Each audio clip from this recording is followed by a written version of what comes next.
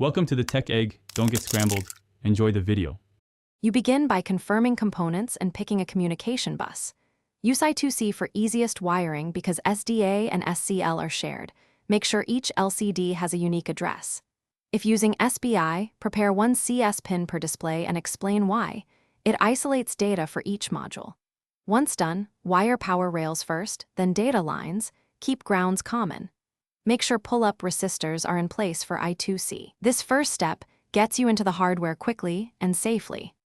You now verify and configure addresses and prepare your sketch.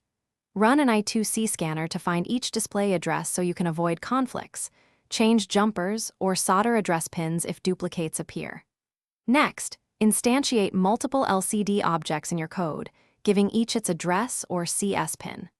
Once done, implement a buffered update routine that writes only changed regions to reduce flicker and bus contention. Make sure to stagger updates and use brief delays to keep timing predictable and stable. You finish by validating operation and addressing common failures. Test displays one at a time, then together, while monitoring voltage and current. Many problems stem from insufficient power.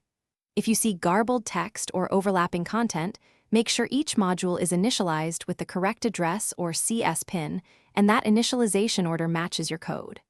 Finally, if things go wrong, first confirm a solid common ground. Correct pull-up resistor values for I2C, and that your 5V/3. 3V supply holds. Thanks for watching. Consider subscribing if I helped unscramble your problems.